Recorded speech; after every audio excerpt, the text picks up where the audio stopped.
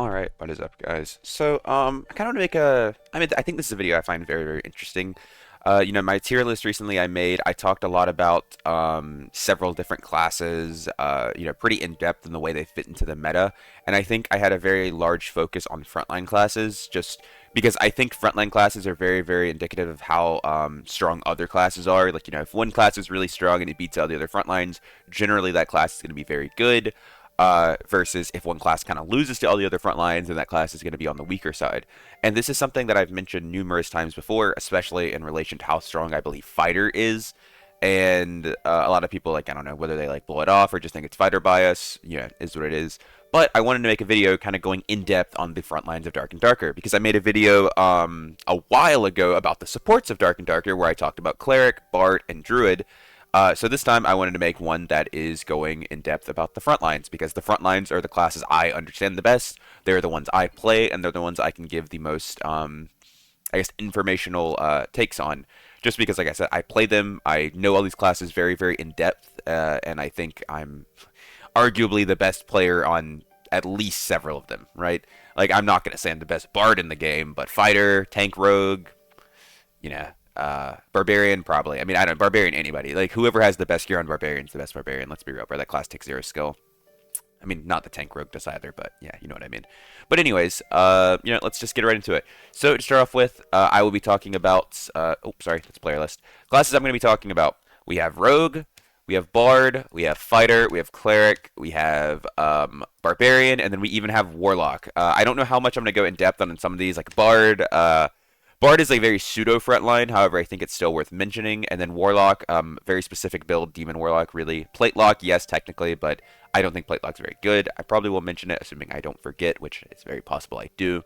However, I just want to start off by going into the class. And just for reference, I want to say this, like, this isn't going to be like a build guide. I'm not going to be like, oh, well, on Tank Rogue, you run Jokester, Poison Weapon, Dagger Mastery, Thrust, Cut Through at Weak Point. That's not what I'm doing. It's more going to be talking, like, theoretically about like what the classes do, their strengths, their weaknesses, that type of thing. Like when do you want to play them? What makes them good? What makes them maybe not as good? That sort of thing. And I mean this is a little weird because one I want to like I want to have like my home screen up or like on the game so I can like if I'm clicking across I can show you guys anything. But at the same time I know a lot of people want to have gameplay on the screen. So what I'm gonna do is I'll just tab out and I'm gonna have my VOD playing from last night where I was playing Tank Rogue, so you guys can watch this as much as you want. If you guys think I should have things on the screen, feel free to leave that in the comments. I probably won't change anything because I'm too lazy to edit, but it is what it is. And with that being said, let's get right into the video. So to start off, I think I'll probably go. I mean, I'm on Rogue, and you see Rogue in the gameplay, so I think I just want to mention Rogue. So this is something I've started playing, I'd say around 2 to 3 wipes ago, and it's just kind of disgusting. I'm not sure if the clip will play long enough, but in this video, I end up, or in this VOD, I end up killing a cleric who is in far, far better gear than me. I literally built a kit, like because the kit I have on right now, I took off because it's a little bit too slow for solos. I built a kit in like 5 to 10k gold. Just decent kit, nothing crazy. I mean, it's good, but nothing crazy. And then I fought a cleric who was in like full like quad rolled legendary / uniques and like just perfect abyss, and it wasn't even close. He had 0 counterplay because he was smite DP and I have cutthroat. And if you guys don't know, cutthroat disables a lot of buffs. It disables smite, divine protection, Achilles. It disables Blow of Corruption. It disables. I'm pretty sure it also disables either Cutthroat or Weak Point on opposing rogues, but I'm not. I think it's one of them. I don't think it disables the other, but I'm not going to say 100% because I'm not like guaranteed on that. But the other ones are for a fact. I know it turns off a lot of skills that are very, very good. Turning off Smite and Divine Protection on clerics is tantamount to pretty much just killing them outright. Like you just turned with one skill, you just turned off both of theirs and made them effectively useless, right? I mean that's for very obvious reasons, pretty overpowered. Anyways, so Tank Rogue, its strength lies in the ability to burst down other front lines. It has the capabilities of doing this like no other. The only comparison would be Reckless Attack Barbarian, and even then, I don't think it's as fast as Tank Rogue. For one, Reckless Attack Barbarian, it's incredibly... I'm not going to say... Okay, let me start. It's not incredibly counterable, but compared to Rogue, it has a lot more counterplay because you see them pop Reckless, you see that it's on them, It's only one hit, so if you block that one hit or they miss, they hit a wall, whatever. That's the effectiveness of it lost. Tank Rogue, yes, they run weak point. Yes, weak point could be blocked. It can stop on walls, stuff like that. However, even if the weak point doesn't hit, you still have thrust, which is still 20% armor pen. You see me kill a rogue here. Unironically, one of the funniest things is outside of magic casters, the hardest counter to tank rogue is really other rogues because you don't really have the burst damage to tear through a squishy like that. And one thing that's very, very annoying, that's actually, just I'm sure a lot of people have not thought of this, but when you fight rogues and they use the stiletto, the swing pattern of the stiletto raises their left hand like above their head / in front of their body, and whenever you're swinging the Chris dagger, at least for the third and fourth hits, you are almost guaranteed going to be stabbing into their arm, so you're going to be getting sour spotted. You see me kill another rogue here because there's just an infestation in the dungeons. But anyways, yeah, so Tank Rogue, the strength I said, it lies in its ability to kill other front lines. It also has incredibly high mobility. You have anti-heal with Poison Weapon, which all are useful in the exact scenario I just said, killing other frontliners. Because when you think about them, they generally don't have a ton of mobility. That's even like considering, with the new move speed, sprint, rage. Like, while yes, it does increase your movement speed, like things having double jump, right? Double jump is it's game breaking, really. Like, there's no other real way to look at it. It allows you to move around and get to places that no other class in the game can. Even Druid doesn't have the exact movement that double jump rogue does. Can they get to the same areas? Yes, but the actual movement that you have with it, being able to control yourself in the air, just adds like another level of movement that other characters can't hope to match. And if you get incredibly good with double jump, you can pretty much just guarantee you are never getting headshot. You are like only ever going to take leg shots or body shots at the most, or even arm hits, while you are just getting free headshots on them, right? And so for obvious reasons, that is very, very good. With that being said, and as you see in this video, I don't run double jump. I'll be completely honest. I don't think I will use double jump to its full capabilities. And with that being said, I do not run it. I will run thrust, or I'll run jokester over it. I know recently some players have been running thrust over, or sorry, they've been running double jump over thrust. Personally, I would never do that. I don't think taking thrust off is ever worth it. 20% armor pen is a ridiculous amount, and I'm not giving that up, quite frankly. But anyways, moving on to go a little bit more. So, when would you play tank rogue? Well, I would consider it like, I think you can play it really in most comps. Like, it doesn't have to be locked into one team comp. Like, Barbarian is really locked into buff ball, I think. With that being said, I do think it works best when two criteria are met. One, you have the ability to get the tank rogue onto the enemy team and allow him to do damage. So i.e. buff ball. Or you have enough range damage that the things that counter tank rogue are relatively scared to play the game and push up and stop him from playing his game. So like rangers are really good to counter wizards. That's like the main thing. Because the thing tank rogue is most afraid of is magic damage. Specifically, sorcerer, wizard, even warlock isn't really that scary because they don't have a ton of burst damage. Like, yes, they can curse you with spells and run away, but for the most part in this game now, it's not hard to chase them down. And if you get on them, you do have Cutthroat, which you have some of the highest kill potential on a warlock, because they can't phantomize when you get to them and Cutthroat them. Other than that, like I said, like, you are very, very scared of wizards. You just always are. And that's another thing that double jump kind of helps you with, because trying to dodge spells with double jump makes it a lot easier. Because trying to like zap a rogue that's jumping at you and moving very unpredictably is very hard to do. It's something that's very common for people that are playing ranged, trying to hit spells or arrows or whatever, is if someone jumps, if someone jumps, you now know, like, okay, they jump from this spot, I know for a fact they are going to land right here in X amount of time, right? It is 100% a fact, it is undeniable that whenever they jump from this spot and they're jumping, in this direction, they will land here. You cannot control that. Unless you have double jump. Then, you could stop that, change direction, go wherever you want. Most classes can't do that. So whenever you have double jump, it makes it a lot easier to dodge spells. Also, you get more height if they're trying to splash you with fireballs and stuff like that. So it just makes it a bit easier to dodge. But yeah, like I said, that is the main thing that you want to play rogue in. You want to play rogue when you're going to have the ability to melee. Fighter kind of has this issue, and so does Barbarian, is that sometimes you don't really have a chance to melee because you have a wizard just cooking them, or you have a ranger cooking them, and you can't really do anything. And yes, Rogue does have access to hand crossbow. However, that's not like great range DPS unless you're running Rupture, which is definitely doable. I think you could run double hand crossbow Rupture over Cutthroat, even arguably over weak point because you have, as long as you're running thrust. However, I don't think you should. I really like the Cutthroat weak point build the most because the problem is if you take off Cutthroat, then Smite Clerics become one of the hardest counters to you because DP just completely farms you. If you guys don't know, weak point works off of armor, not actual PDR. It's a really weird mechanic. So weak point specifically reduces 40% of their armor rating, so any percent PDR they have does not get reduced by it. So Cleric's Divine Protection, which is just like 30% PDR, I think it's 30, maybe it's 35, I don't know. But they're just flat PDR addition, you can't do anything about that. So once they pop it, your weak point doesn't do anything. So that's what I'm saying. If you have Cutthroat, like having Cutthroat versus Smite DP Clerics makes it the most unlosable matchup in the world for you. Not having it makes it one of the hardest matchups in the world for you. It makes it so you have to kite them very, very hard, which is more reliant on them playing bad than you playing correctly.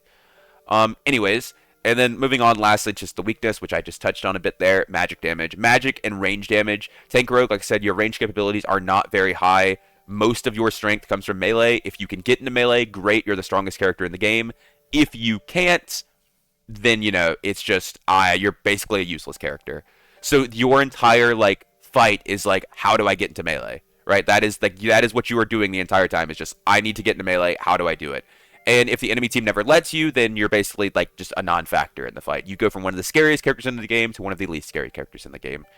And that's usually made up by the fact that you have teammates. If you play this in solos, which I'm doing right here, there are going to be some times where it's just very, very hard to fight characters. It is very, very difficult. You just can't really fight them sometimes because, for example, I had a ranger in my game earlier who was 328 move speed with a survival bow out. I can't fight that guy. I will never be able to fight that guy because that's just fundamentally how it works. I can't cover the distance to get into melee him, so I will not be able to kill him. Which brings up one more interesting point that I want to mention is, so if you take Jokester on Rogue, and you have +1 all on every piece, or you have a knowledge roll, you can use Invis Pots, because you don't run hide. You can use Invis Pots on Rogue to catch people off guard, which I've done numerous times, and it's very, very good. Because everybody expects the Rogue to hide, but nobody expects the tank Rogue to Invis Pot, But yeah, that is it for that class. Moving on, then what do I want to talk about next? I think next I will go into Cleric, because I guess I talked about Cleric a good bit there. I'll probably leave. I'm not sure if I'll even talk about Bard and Warlock. Well, I think it's worth mentioning them. I don't want this video to be an hour long. Maybe I do. Who cares? Let's see. Anyways, Cleric. So, Cleric definitely brings a unique perspective because Cleric has several different builds you can play in the frontline. You can play a hard frontline build. You can play a pseudo frontline build. It just really depends what you want out of the class, because you have a lot of options. Like, I just mentioned several times, Smite Divine Protection, that is your de facto frontline Cleric build. That is the, I'm purely selfish, I'm not playing for my team, I am playing to be really tanky and do a ton of damage. Because Cleric does have some of the highest damage capabilities in the game. Smite, with Warhammer or Morningstar is arguably one of the hardest things to fight. It does a ridiculous amount of damage, it has a ridiculous slow, overall just very, very difficult to play around, and then Divine Protection allows them to either A, counter things like weak point and armor pin, that's actual armor, or B, you don't have to build as tanky, you can build a lot squishier and then rely on your skill to get you up to that PDR cap. So you only have to build about 30-35% PDR, and then you can pop Divine Protection, and then you're PDR capped, right? So you don't really have to care that much about defensive stats, and you can build more offensively, more dexterity, more movement speed, that sort of thing. And for obvious reasons, it's very good. Then, moving on to the perks, Cleric has some of the best, if not the best, defensive perks in the game. Perseverance is just 2 flat damage removed from everything, and that works on true damage, which is really, really big. Nothing else in the game reduces true damage except for that. It is completely OP. Also, Protection from Evil, removing or taking debuffs off you 30% faster is very strong. Things like Weak Point and Cutthroat, they last on you a lot less. Fire Mastery from Wizards, Curses from Warlocks, Slows from Wizards or Sorcerers, or I guess Clerics, yeah. Binds, all of that sort of stuff. Just the effects falling off you a lot sooner gives you a lot more agency in fights to play.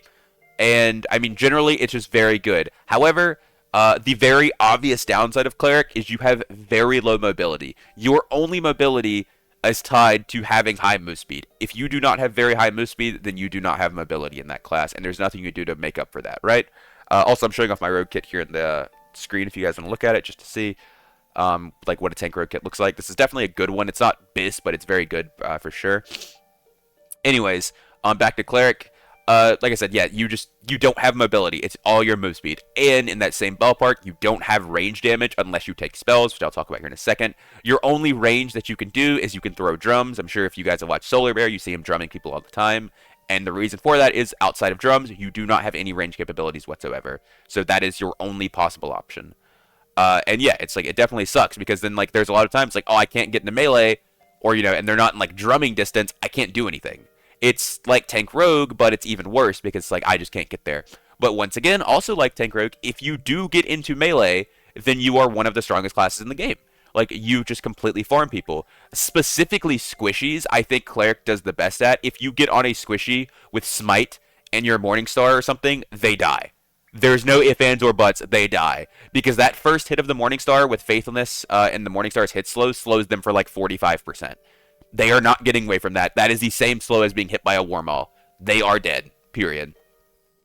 Also, Cleric has very good boxing potential against the other front lines because you have, you know, Armor Pen on the Morningstar, 15% or 20% on the Warhammer. Then you just have free magic damage. You have Blunt Weapon Mastery that's boosting your blunt damage even more from your Morningstar Warhammer. Just overall, very, very strong class. And I definitely think, just, you know, the Smite DP build, I think it's arguably like, it's definitely a top tier build for sure, I would say. Is it the best? No. Is it the worst? Also no. Then, the pseudo frontline build you have on Cleric is you run, instead of Smite Divine Protection, you can run like Smite spells. Excuse me. I know a lot of it's like, oh my god, this guy's always like stuffy, or his nose is always stopped up and he's recording videos. It's because I record in the morning and I wake up and I'm like fucked up like this, but y'all know what I mean. Anyways, so spells and Smite. This is the pseudo frontline build. You could play this as a hard frontline. However, generally I think it's most commonly seen this, like you see it as the hybrid Cleric build, as it's called. You still build a decent amount of magic healing, but you build the tankier side. You build, like, you know, like Great Helm or Hound Skull or Crusader. You build magic healing, and you don't focus that much on damage because your goal is still primarily to be a caster and heal your team. However, in certain comps, you have the ability to go in and melee and fight, which a normal Cleric wouldn't, like a normal spells Cleric wouldn't, because for the most part, they are just sitting back and heal botting. This build, I definitely think it had a lot of popularity. I think it was like partially last wipe and the wipe before that. Very, very popular build. It's kind of fallen off recently. You don't really see them that much anymore, just because I don't think it's like, you don't really have a ton of melee fights right now. A lot of people are playing triple DPS. I do think when you see buff ball, maybe you'll see it a little bit more. But the problem is, with this build, is it's very hard to find that spot where it's like, okay, I'm going to stop casting spells now and I'm going to start fighting. Because I do think it definitely takes a very good Cleric player to utilize it well. Because if you don't do it correctly, then you're just going to go in and you're going to int at the wrong time. You're like, all right, guys, I'm fighting with you. And your teammate's just going to die because you're not healing them. Or you're going to overextend and they're going to kill you and it's going to be a 2v3. Because, like, while, yes, you do have Smite and, yes, you know, you are a Cleric, you know, you're a Cleric, you can still die very, very easily because you're not building as tanky as those hard frontline classes. And here, let me fast forward the VOD really quick to the next game, because I'm pretty sure after this I go and, like, yeah. Like, you can see me, I build a kit here, and then I kill a guy and complete, like, this. Anyways. Yeah.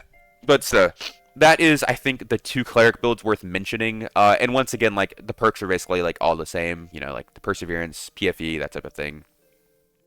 But, anyways, moving on. Next, I'll probably talk about Fighter last. Next, we have Barbarian. Barbarian is a definitely highly debated class in the strength of. I know in my recent tier list, I rated it as the best class in the game, and I still stand by that. I think Barbarian is the strongest class in the game at full potential, is definitely what I should say. That means in really good gear and played in the correct team comp. Also, I guess, Cleric, I didn't mention. Cleric works in basically every single comp. If you're going to play the hard frontline Cleric, it's definitely the same type of thing of you really want to play it in buff ball, or you want to play it when you have range damage that will allow the Cleric to get into melee by pressuring the enemy range dealers, right? And when you don't want to play Cleric, I mean, just the exact opposite of that. If you can't ever get melee, don't play Cleric unless you're playing spells, basically, right? That is the point. Because, like I said, you have a hard time closing the gap. Barbarian, though. Barbarian, the reason the class is so good is because Barbarian, for one, it has a disgusting base stat allocation. It has arguably the best base stats in the entire game. It has very few wasted points on things like knowledge or resourcefulness, and it has good points in strength, vig, will, dexterity, stuff like that. Even agility.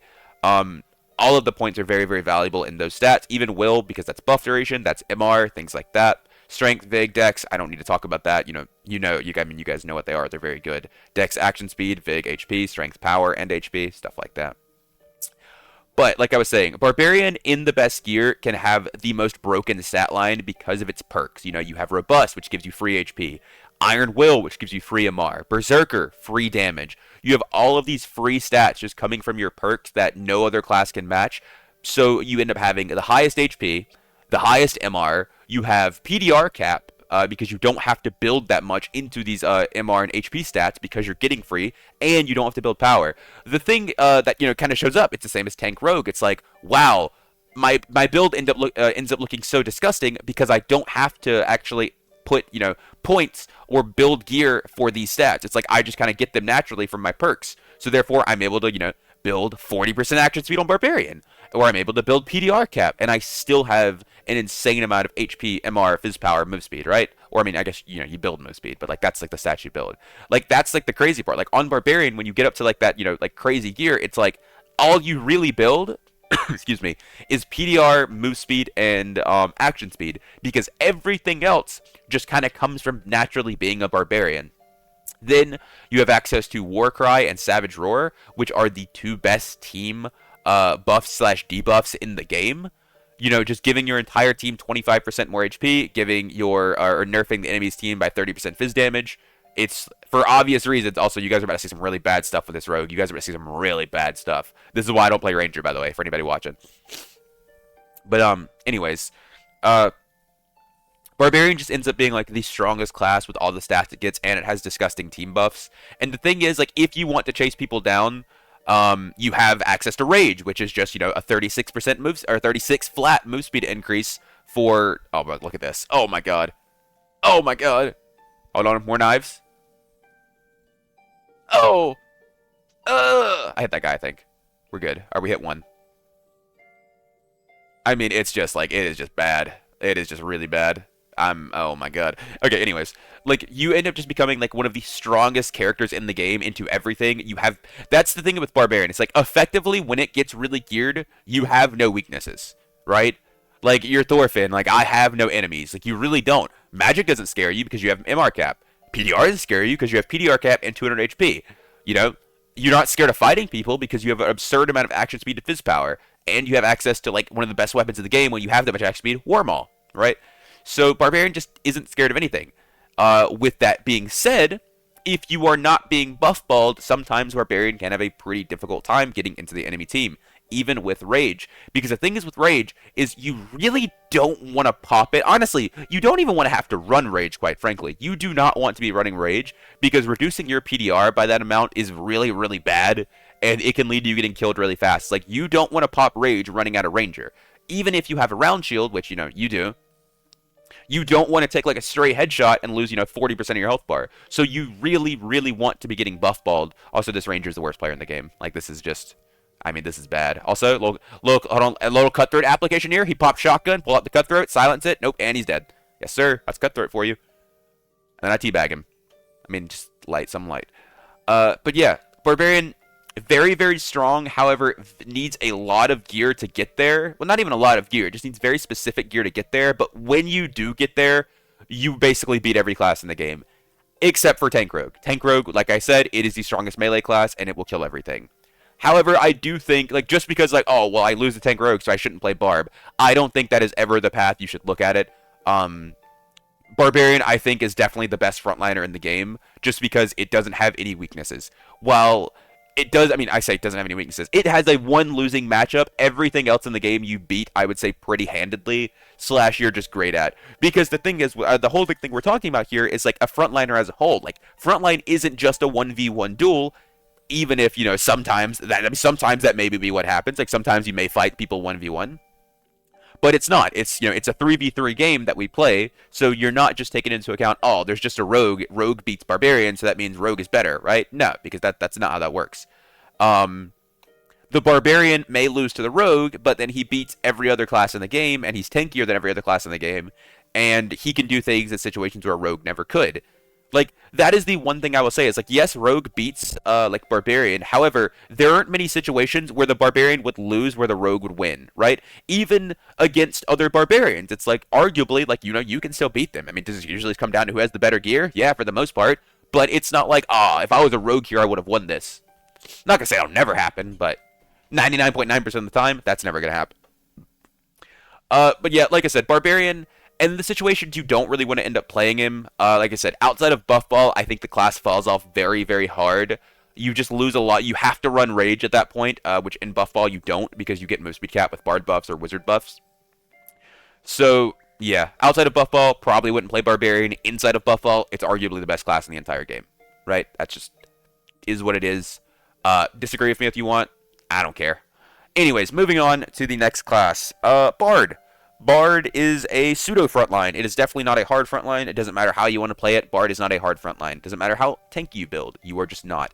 Bard is best in comps like Bard Wiz Cleric, where you don't have to be a hard frontline.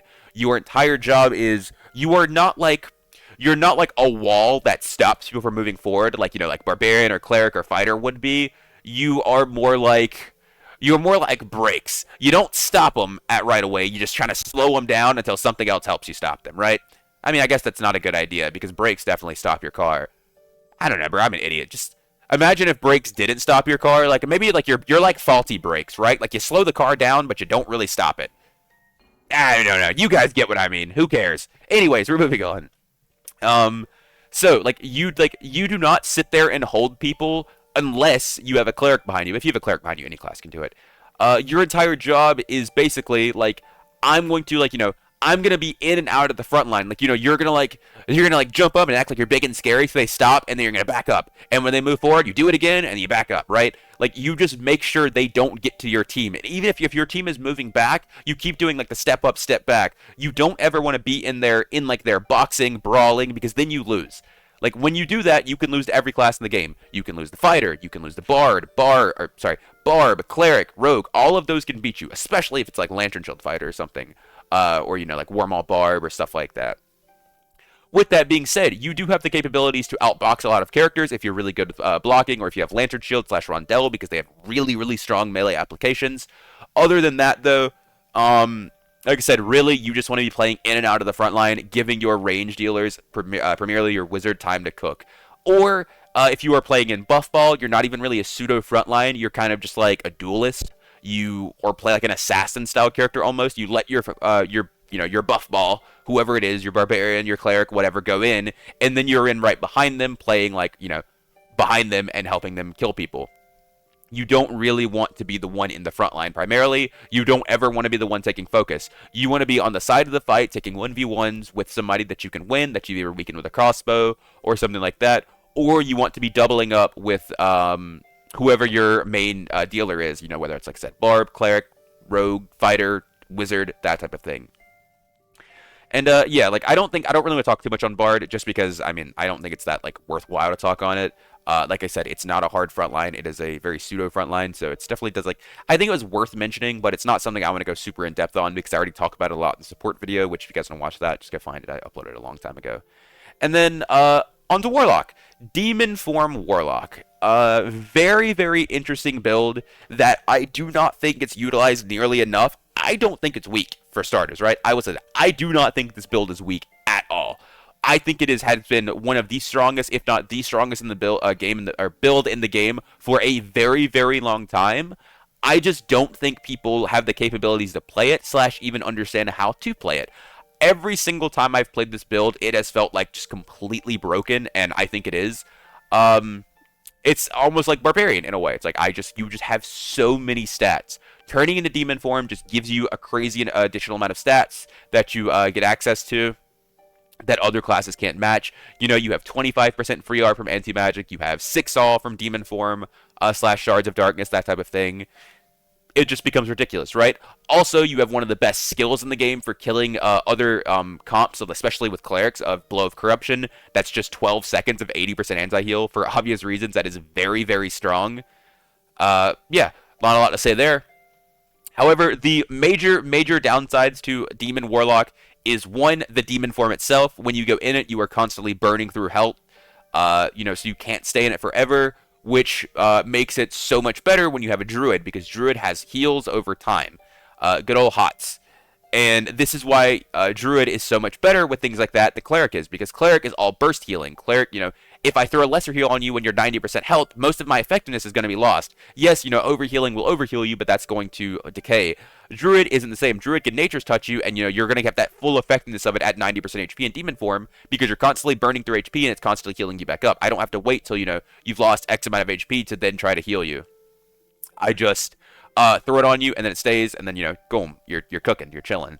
Also, you get like Tree of Life, which is really, really nice, which is really, really good because it gives them movement speed, action speed, stuff they like. Demon Form Warlock really wants to finish the fight fast, which once again, it's a buff ball character. Surprise, surprise. Most melees like playing in buff ball, but this class even more so. I would say, like, if you don't have a druid, ideally, or at least a cleric behind you, you should not play Demon Warlock. Like, a lot of classes I think are better in buff ball and have some playability outside of buff ball. Demon Warlock, in my mind, if you are not buff balling in trios, do not play it. And that's not even, you don't even necessarily need a bard. I do think it is best with one, but you don't have to have a bard or even a wizard, but a healer is completely mandatory. If you do not have one, you are going to have a really, really bad time. Also, here's that cleric kill I was talking about. This guy was in complete and utter juice that you guys can see in a minute, and my rogue kit is like completely mid. And yeah, but like you guys can just watch how like hard of a counter this was. It's hilarious. But anyways, yeah, like Demon Warlock, it's really strong. You have a ton of damage, and one of the biggest upsides to the class that most classes don't have is your damage is primarily magic, because you use Crystal Sword. And then you have Blow of Corruption. So you kind of shred through PDR, which most characters have. Most characters don't actually build a lot of MR. Also, by the way, I heard him invis. I didn't hear him invis here. I heard him go. He closed the door and then he stealthed. And you can see, I mean, like, he didn't even he did like barely half my health bar. And this is a mid kit, and you guys are about to see how disgusting his kit is. But yeah. What did I say? Oh, yeah. Like, primarily magic damage, so you cut through fighters, you cut through clerics. Barbarians obviously build, like, a lot of MR, but most classes don't have a ton of MR. And then you can see it right here. Like, look at this kit, bro. Like, look at this guy's kit. And, like, and then I'm in complete, like, mid. Yeah, though. Demon Warlock, very strong. Like I said, wouldn't play it outside of buff ball really at all. However, I do think it's a very good build, and I would not be surprised at all if you see it rise in popularity a bit here, I'd say in the next few weeks / wipe, just because of how strong this just because of how crazy stats are. Honestly, I'll probably try it. I have my Warlock leveled now, I think, so I'll definitely try it. Then lastly, let's move on to my pride and joy, the most disappointing class in the game, Fighter.